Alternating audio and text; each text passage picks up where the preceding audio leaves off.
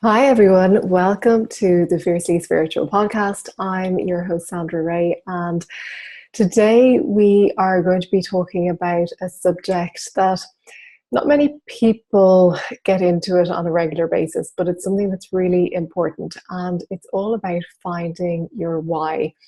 Now, it may be that this is something that you do on a regular basis, and if you do, that is brilliant. But if you haven't done this before, it's going to be a really useful practice for you.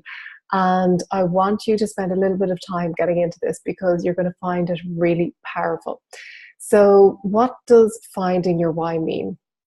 So, basically, you're finding out what drives you, what the reasons are behind what you do. You're looking at how you want to feel, and then when you know what drives you, when you know how you want to feel, you can consciously choose to do that, to do more of those things that make you feel good and choose less of the things that don't maybe feel so good. And you can uncover a lot about yourself. You can realize that some of the things that you're doing, maybe you don't really need to do, or maybe you're just doing them because you've always done them. Maybe it's just a habit, but they're not fulfilling you. So it's really questioning that and looking at how you can turn things around, just do an analysis of where you're at, where you're going, and using this process to help you to get there, rather than just going through the motions, rather than just accepting every day as it is and doing the same thing day in and day out. Realizing that you have a choice, you can make a change, and you can always look to reach for your best and your highest potential. And that's where we're going with this. So the way to do it is to begin to look at your life and to start asking yourself, why am I doing this? So it sounds very simple, and it is very simple, but it's really powerful. If you were to reach the end of your life, and if somebody were to sit down with you and just ask you to do like an interview about your life and about your reasons for doing certain things and all of the things you've achieved, and if they were to sit down with you and say, okay, well, why did you do that thing? Why did you work at that job? Why did you say those things? Or why did you behave that way? Just think about what your answer would be. And at this point in your life, where you are at right now, think about what answers that you might give and think about how you would feel about those answers. So it's just as much about what things that you have done as it is about things that maybe you haven't done. So what is it that you haven't done, and why haven't you done it? What is it that you wish you could do more of? What is it that you have said, I'll do that someday, but someday never comes around? So we're going to use a process to help you to get down to the bottom of this, and it's called the 7 whys process. Now, I'm not sure exactly who teaches this. I remember hearing it years ago, and the name of the person eludes me, but it's a process where you ask yourself a question and you start off with, the why. Why am I working at this job? Or why am I feeling this way? And you ask yourself, you answer the first why, and then you ask yourself why again, and you do it 7 times over. So the reason why you do it 7 times over is the first why you'll get like kind of a superficial answer. You'll probably come up with something that is from the head. The next few whys, you go a little bit deeper, but when you reach the 7th why, it's more so from a heart space, from a feeling space, as opposed to a head space, if that makes sense. So if I were to do this, for example, why am I recording this video? So my answer would be because I find it enjoyable and fulfilling. And then the second why would be, well, why do I find it enjoyable and fulfilling? And I'd say because I love teaching, I love expressing myself, it makes me feel good. And then you'd ask, well, why does it make you feel good? And I'd say because I have a message to share, because I love helping others. I love sharing that message and being able to help other people in their lives. And you can ask, well, why do you love sharing that message? And I'd say, well, there's a force inside of me that longs to be expressed. It longs to seek that expression, and it just needs to be expressed. So if I was then to ask myself, well, why does it need to be expressed? I could say, well, because it feeds my soul. And then the sixth why does it feed your soul? Because it feels good. It feels expansive. It feels right. And then the seventh why, well, why does it feel that way? Why does it feel good? Why does it feel expansive? Why does it feel right? And I suppose the reason would be because I'm making a difference. I'm having an impact. So that's just a little example of the 7 whys. And you can see how I've gone from the first one of saying because it's enjoyable and fulfilling to the last why, which is because I'm making an impact, because I'm making a difference in the world, which is slightly different to enjoyable and fulfilling, because eating ice cream is enjoyable and fulfilling. Watching a movie is enjoyable and fulfilling. Practicing yoga is enjoyable and fulfilling. There's lots of things that are enjoyable and fulfilling. And you might say, okay, well, I'm going to do more stuff that's enjoyable and fulfilling. I'm going to eat more ice cream, or, stuff like that. But the real reason of making a difference and having an impact on the world is far greater. There's much more to that.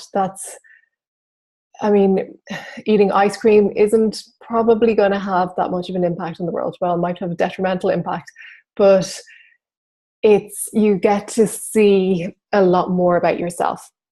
And that is true. That's one of my key drivers, is making a difference, of having an impact. And I know that because I've explored my drivers, I've explored what makes me tick, and I know that that's one of my key drivers. So if you begin to explore yourself and your life in this way, if you begin to look at the key areas of your life, so for example, your career, your relationships, your health and well-being, your finances, your leisure, what you do in your leisure time, and start asking yourself these questions, start exploring, well, why am I working at this job? Why am I doing these things? Why am I in this relationship? And really getting to the bottom of it. And you might find that the whys are positive. And like I was saying, the reason I'm recording this is ultimately because I'm making a difference. I'm having a positive impact. So for me, I'm going to do more of that, because I know that that's something that works for me, and it's something that can help make a positive change in the world. If you get to your 7th why and it's like not a good feeling why, it's like, why am I doing this? Well, because I feel I have no other option. Say that's your 7th why. Then you have to analyze, okay, well, why do I feel I have no other option? And get to the root cause. So, and that's the other thing. If you get to your 7th why and you haven't got to the root cause, you can keep going. You don't have to stop at 7. You can go on to 8 or 9 or 10 or whatever amount of whys you like. Usually 7 is a pretty good number. But don't stop before you get to 7. Don't stop at 4 and think, oh yeah, that's it. Keep going. Even if you can't think of anything, if you just let it sit for a minute, you'll find that something comes up. So the more you do this, the more practice you'll get and the easier it'll feel. And you'll be surprised, because sometimes you might have an area or a question that you'll approach with these 7 whys, and it'll be super easy and you'll go through it in minutes. And there might be another area of your life where you just find it so difficult, and you find you just don't know how to get to the 2nd why or even the 3rd why. And just be gentle with yourself. Honor what's coming up for you. Honor the process. and allow yourself just to sit with it. You don't have to have all the answers in minutes. You can sit with it. You can just be in silence and just explore it and just meditate on it, and allowing whatever needs to come up. And I urge you to play with it, be playful in your approach to it. It may bring up some emotional stuff. You may find, wow, there's like a lot of stuff in my life where the whys are not the whys that I want. It may be that there's a lot of things going on in your life that you are just going through the motions. And that's okay, because now that you recognize that, now you can do something about it. If you keep going through the motions and you don't explore the whys, then you just keep going, and it just ends up days pass, weeks pass, years pass, and you're still doing the same things. So begin to explore yourself, begin to explore your whys, find your whys, find your drivers, and then start leaning towards the things that positively drive you, that you feel are impacting your life in a positive way, that are making you feel more whole, more complete, and try to do more of those things and maybe less of the things that aren't having the same impact. And you might say, well, I have to work at this job because I have to make money. And of course, I'm not saying you have to go out and quit everything straight away if it's not a fulfilling why, or if the answer you come up with isn't one that is helping you to expand in some way. And I would argue that everything is helping us to expand. Everything that we do is helping in some way, because you're realizing what you don't want. And as Abraham Hicks would say, when you have contrast, then you can know better what you do want. So the contrast itself helps us to choose. But the problem is we get stuck in the not choosing. We get stuck in the pain of the contrast rather than choosing something different. We always have a choice. And yes, there are always other ways to make money.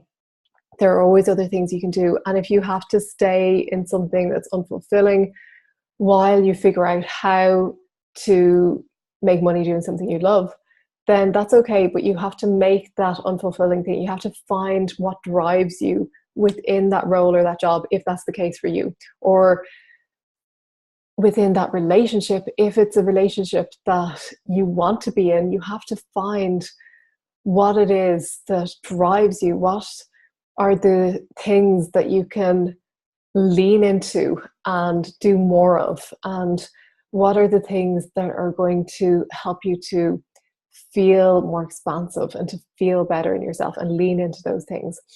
So hopefully this helps you. This is just a quick overview of the why process and how to find your why. I would love to hear from you. Let me know when you do this, how you get on. Let me know what impact it's had on you, and just whatever feedback you have, I'd love to hear from you. So thank you for watching. Thank you for listening, and we will see you again next week. Bye-bye.